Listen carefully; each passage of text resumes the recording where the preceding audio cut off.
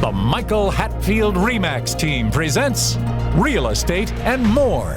Bay Area real estate is different than in all of America. And why? What's up with home buyers? What's on sellers' minds? How is the market? And much, much more. Now, here's your host, Michael Hatfield. Welcome back to the Real Estate and More show, and thanks for listening.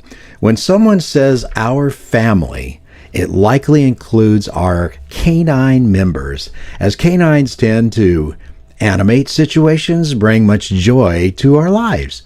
A home is not really a home without our beloved pets. We must remember how important dogs are to our well-being, always ready to give us a greet and something to laugh about when the whole world may be frowning. So today, our show is about one of those dedicated individuals who tend to man's best friends when their mama and their daddies are away.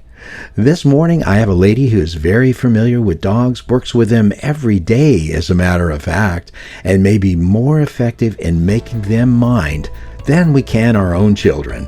Let's welcome to the show an animal behaviorist, dog lover, one of Rover's best independent contractors in the Las Vegas area, and an all-around animal enthusiast, Brittany Inouye. Welcome back to the show, Brittany.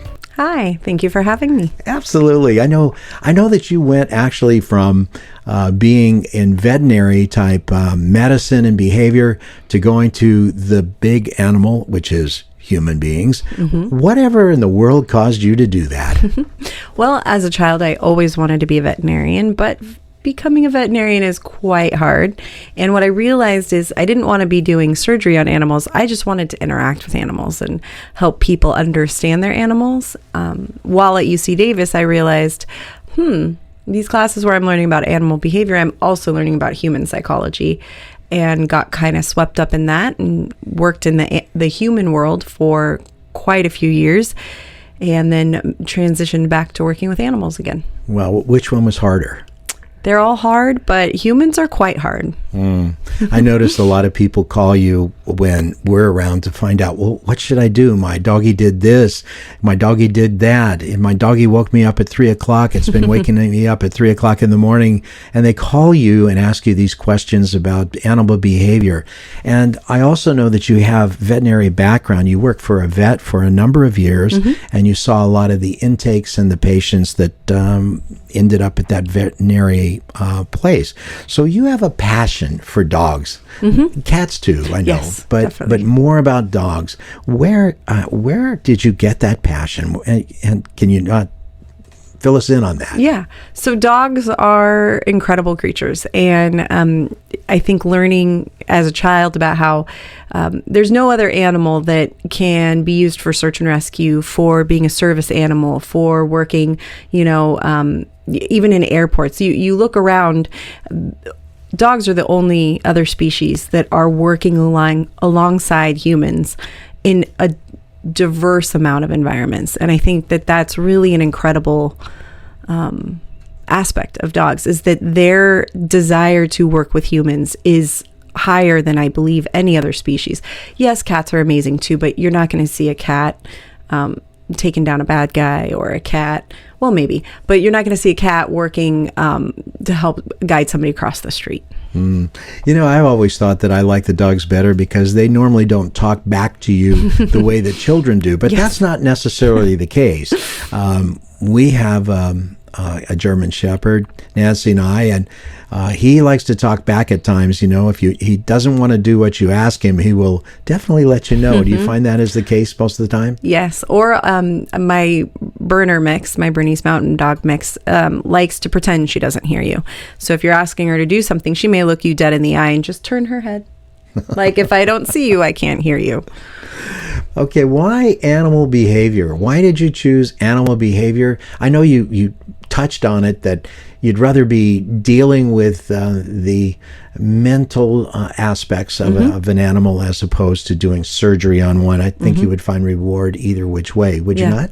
Yeah, I think for me, the biggest catalyst for just behavior in general, understanding behavior, psychology, all of that, was due to having an animal, a dog that was a 1 in a million situation where they actually were born with something wrong with their head, and the process of trying to figure out how to help them live safely with humans, introduced me to this whole concept of animal behavior, dog behavior, working with canine psychologists, things like that, to try to put the pieces together and figure out what was going on with her and if she could live safely with humans. Unfortunately, she was not able to, but we did all we could for her, and we learned a lot from that situation. And it just really encouraged me to keep working with dogs and try to figure out how to help them. Because most of the time you have a dog that makes a poor choice, there's a reason behind that. And if you can address that and figure it out and problem solve it and set up the environment a little bit different, you can help that dog relearn how to be in those situations safely. So the average intelligence of a dog, we could say, is around 2.5 years of age as compared to human. So they can't really talk with you and give you the feedback that you would like to have with dogs. You know, you're dealing in the dark a lot, so you have to kind of figure out how to actually help them when they can't actually talk with you. Yeah. Seems like that's a big puzzle, is it not? For me, body language of animals and body languages of humans is pretty clear. Animals can't lie, whereas humans can deceive and lie, and there's all these other... They can't lie? Animals can't lie. And so a behavior that you see is a behavior you see. There may be additional layers or exacerbative reasons for why that behavior is happening, but the behavior you see is the behavior you see. The body language you see is the body language you see. And to me, it's pretty clear. And for me, I love to see those moments and be able to translate those moments for the owners. Like, well, you know, the dog was being cornered here. His tail was tucked. His head was back. And you, for some reason, thought that meant the dog wanted to be pet, and then you got bit. And it's like, the body language really, really very clear that the animal was fearful, felt cornered, didn't feel safe. Yet you crossed their boundaries to try to pet them. And your reward was you got bit. There are several individuals nowadays that actually focus on animal behavior. And being that you're one of them, but then there's some very well-known public figures that have made their notoriety or fame out of being behaviorists for dogs. You know, they call them the dog whisperers and the horse whisperers and all this stuff.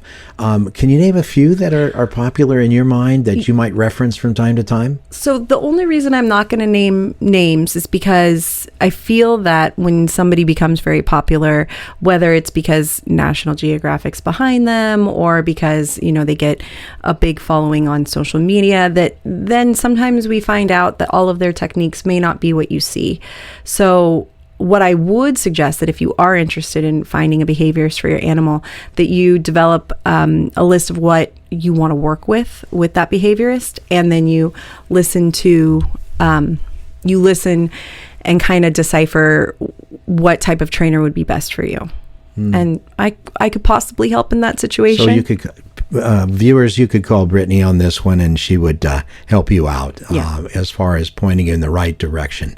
You're listening to Real Estate and More Show, and we have Brittany Inouye on the show today, an animal behaviorist, I would call her an expert. She might not, because she's a little bit shy in saying those words, but she really knows her stuff about dogs. She loves dogs. She takes care of them down in the Las Vegas area. She does a wonderful job. Glad you're listening. Let's now back to the show. So you gravitated back to animals, and we talked about that, but just only animal behavior. That's your thing. You don't try to determine that there's a correlated illness underlying that may need a surgical expert or a veterinary person, or you do?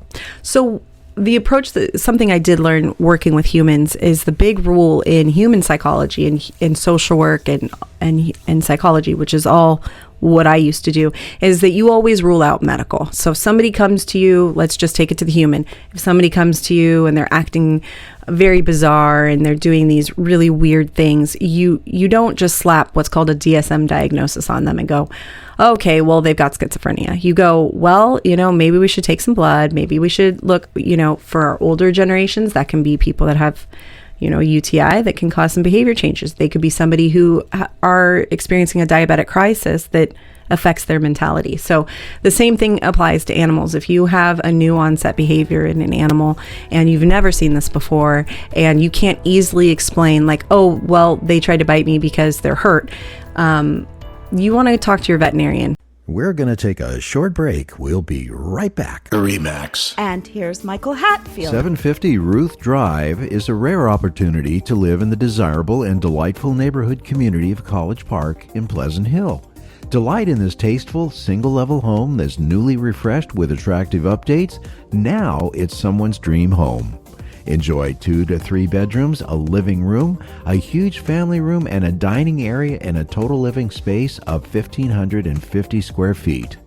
With newly refinished hardwood floors, luxury vinyl flooring, updated baths, and new paint inside and out. Just imagine how all will enjoy family and friends gatherings in this home. The charming character of this Pleasant Hill dream home impresses and just awaits for you to make it your own. Call us now. Get help with buying or selling by calling the Michael Hatfield RE/MAX support team at 1-800-800-5763. That's 1-800-800-5763. And now, back to our show. And have a check over, because it could be something as simple as an ear infection that has been brewing and they're in pain, or it could be arthritis. It could be a number of things. So if there's a new change in their behavior that you can't explain by like that we just moved or a baby was born or something like that, talk to your veterinarian, because you want to rule out a medical basis before you ever try to do an intervention behaviorally. Sounds smart to me. You know, I notice a change in the way that people look at their dogs anymore. They make them part of their family. And thus, many of the veterinarians are taking it much more professionally than they used to be in the past. And, you know, I have to recommend folks, if you have a dog, you might want to get pet insurance, because it helps if you try to maintain your puppy at the level that you would like him to be as a family member. Because, you know, if you lose a family member as a puppy, it hurts. I have people tell me all the time, you know, I had the best puppy ever and I love that dog. I had him for 15 years and then it hurts so bad when they leave you that they no longer want to have all of the love for that 15 years. And really, it's really not the way to look at it. No. You want to perpetuate that love that you have. Absolutely. You know, I have to say, when we had the one white shepherd that went away from us at 13, she was amazing dog. Nance woke up in the mornings and she was just whimpering, like, you know, sobbing because she missed that dog. I said, you know what, I can't go on with this. This is not it. But I love that dog so much. You can't replace him. But the fact is, we did, after 2 weeks, we found Harley, and you would say it's a displacement. But then again, you can also look at it as a continuance of the love that the puppies give to the parents. Would you not think that? Absolutely. I myself have lost what I've called as my soul dogs. And sometimes it's been months before I can look at another dog as bringing into my home. And then sometimes it's like the house is just too empty. And what I've realized is that you can grieve and start to love a new little furry friend at the same time. Just because you get a new little pup or a kitten or something and you've lost your other best friend, it doesn't take the grief away. You're still going to have that grief. And as long as you're being honest with yourself, saying, yeah, I miss Piper, I miss Mika, or I miss so-and-so, but I really still want to have a furry family member, then you go ahead and you do that. But you will still experience sadness. But having a new little friend will definitely give your heart something to share that love with. Right. In the introduction, I alluded to the fact that, you know, these dogs come to you. You might have only been gone for maybe 5 minutes, and then you come back home and they greet you like you've been gone for 3 years. Yeah. And they give you a wonderful feeling of love that it's hard to find anywhere. Yeah, absolutely. It's pure. There's no motivations except that they just want to be with you. Wow. So if you help people to have dogs that that are well trained, that do what they need to do. Isn't that expensive? It can be, yes. For my services that I offer in Vegas, I have pretty flat rates. When I do my sitter like daycare care provisions for animals, I have people that charge or pay me quite a lot. Depends on how many animals they have, that type of thing. But there is room for working with people that are in really hard situations. Yeah. I know with Nancy and I, we say we only want to work with nice people. We actually interview people, and occasionally we won't take a client because we want a team and we want to work together and have that feeling of working together to accomplish the goal. Yeah. And when a dog has some type of a behavior issue, you want the mamas and the daddies of the doctor, the dog, to help you out and be part of the effort and to make things happen. Same way with real estate. We feel the same thing too. So. And that's honestly one of the reasons I left working with humans, because you would go into these situations to try to help, and you have this experience, you've seen these things, you kind of have an idea of what's going on, and you want to work with the humans involved and guide them. But there's so many barriers. And the hardest personality, I guess, to deal with is the personality where somebody just kind of throws either their kid or their dog at you and says, well, fix it. It's like, well, that's not quite how it works, because things change because there's a relationship. So I'm never going to be able to change somebody's dog solely on my own. But if I work with you, the owner, the parent, and you start implementing those changes will be bigger. Bigger, better, more permanent, because the dog wants to please you. Dog doesn't really care about me. They want to please you. And that's the same thing with humans. The interesting thing that I learned was that the type of dog may require a different type of training. Absolutely. There are several different places that you can go to get dog training, and they'll give you the basic, how to teach them to sit up, to lie down, to stand, to shake, to do these kind of things. But once you've taught them how to do that, there are some breeds that require additional type training that is breed specific. Absolutely. Your German Shepherds are very much that way. I crazy. I've had 4 in my lifetime, and out of the 4, it took this last 2, I think, before I really started to realize that you have a German Shepherd, you're going to have certain types of training to make it happen for that Shepherd. Yep, they are not Labrador Retrievers. Now, you mentioned Labrador Retrievers. Tell us about them. So, Labrador Retrievers, they can be known as kind of like your silly, goofy dogs. And there's not a lot that all the dog trainers out there and behaviorists agree on, but they say if you are looking specifically for a specific breed for your family, and you maybe have never had a dog before, whether you go to a shelter or a reputable, ethical breeder, they always suggest you start with a Labrador Retriever, because of the dog world, these dogs just want to please you. They want to be with you. They want to be your shadow, and they don't really care if they get stepped. I mean, they care if they get stepped on, but they're a lot of times not as reactive as some other dogs. They tend to have a more gentleness with kids. They're really a great, what we call starter dog. Of course, there's always exceptions to everything, and I'm not recommending just picking out a Labrador from a backyard breeder.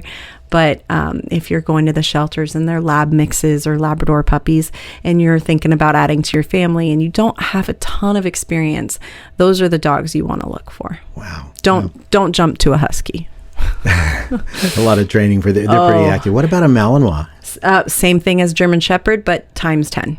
So if more energy. If you want a Belgian, you better be living the Belgian life. So you yourself better be the person that has the personality to go out and do marathons or triathlons, or you're the type of person that never stops working.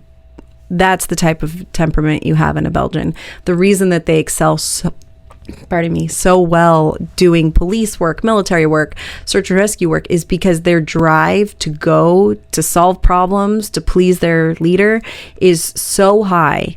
They are not going to be the dog that's just cuddling on the couch with you on a Saturday morning. They are going to be the dog that wants to be running in the hills, working with you, doing those types of things. Isn't that amazing? It truly is. Yeah, I've seen some of those films where a Malinois will actually scale like about a 16-foot wall. Yep. Incredible. They hit this, hit that, and up they go. Yep. I think Malinois and Shepherds, and what's the other breed that they use for police work? Those are the two big ones. Sometimes they're crossbreed, so they'll breed them together because their drive and their intelligence is so high. These are not your dogs that can just hang out in your backyard because they will leave your backyard on their own. What about the training for a Malinois or a German Shepherd to become a police dog? Quite a bit different than intense. What you do. Yes, right? Absolutely. So those are, they actually have organizations that do that. Yes, there is some in-home like training of like how to be with humans, but a lot of it is they specifically temperament test these dogs as puppies. And it's amazing to me. I don't know much about how they decipher which out of a litter or which puppy might be the right type, but it's usually the ones that aren't just trying to be social. They're the ones that they can see them solving problems, and they just have this innate drive to be thinking. And whereas most puppies, if you're looking for a friend for your family, you want a dog, maybe, yes, being smart is great, but you want a dog that is more relational, wants to be with you, wants to just interact with you. Belgians and Shepherds as such, they really they want to work with you while going away from you and coming back and going away from you and coming back. Mission oriented. Yes, absolutely. Very mission absolutely. oriented. Think your SEAL team, individual personalities. The people that end up on a SEAL team, those are your Belgians. Those are your German Shepherds. You notice I can get my dog, Harley, to look me in the eye, and I can actually talk with him if I talk real slow and he maintains his attention on me instead of everything else that's happening around in the room, because they're very protective. Yeah.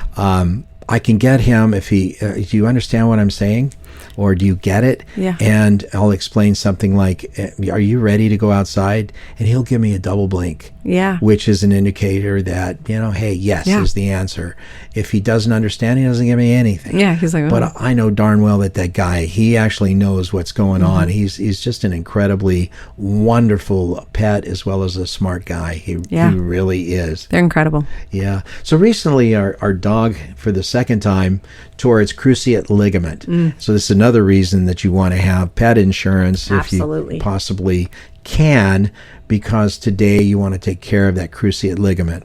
The actual recovery from that is like 16 plus weeks, and then it's still weak and you have to rehab it. There are actually rehab facilities now for canines where they have them walk in a water, which is up to the bottom, their withers, I guess you would call it, and they'll walk in there and they'll prance because the water causes them to lift their leg and to help develop it again back to the strength that it was prior to the accident and the surgery, and then they motivate them and bribe them a little bit with peanut butter. Have you seen that happen? Yeah, I have. Treadmill. Yeah, we do. We actually have I believe 1 or 2 facilities in Vegas. I've had a couple of clients take their dogs there for rehab. It actually works pretty well with Harley. So I've been really interested in seeing him recover that way. So with your long-term involvement with dogs, are you considering authoring a book on helping others, just to help other people that possess dogs and love dogs as much as you do? It is on the to-do list. It is on the plans for my life. It's a little bit busy right now in this season of my life. Oh, you have children. Yes, I do. You have the real dogs. And 2 children, 2 dogs, cat, a hamster, husband. Husband should be at the top of the list. And it is busy, and sometimes helping the whole household keep their sanity is the priority. So Eventually, I would like to write a book, some of my thoughts about working with animals and humans down. Well, you certainly do a good job with it, for sure. Well, thank you. If you were to describe dogs in one word, words, phrase, or something of that nature, what would you use to define pet dogs? I would describe them as miracles with little jackets on, fur jackets on, because they're miracles. Fur jackets on. So in conclusion, do you have any words to pass on to doggy moms and dads? Absolutely. I would say, just like we say to humans, dealing with humans, have a lot of patience. Also, be very consistent. Wow. Well, thank you for being on the show, Brittany Inouye. Folks, if you're ever in Las Vegas and you need to know more about Rover services and more about your doggy, give us a call, 925-322-7775, and we'll connect you up with Miss Inouye. And she's just an amazing lady. She loves pups, and she really puts her heart into it. So I hope you've enjoyed our show this morning with Brittany, animal behaviorist, animal lover, Rover contractor, and all-around knowledgeable dog person. I appreciate Brittany coming back on the show. It's the second time around, and talking about her dogs being family members as well. You've been listening to the Real Estate and More show, and we have been talking about man or women's best friend. Next week, I hope that you tune in and just have a blessed week between now and then. Thank you for being on the show, Brittany. Thank you for having me. Please remember to go to our new YouTube handle, My Real Talk Show. That's My Real Talk Show at youtube.com, and touch that subscribe button. You can also find past aired shows at our handle, My Real Talk Show, on youtube.com.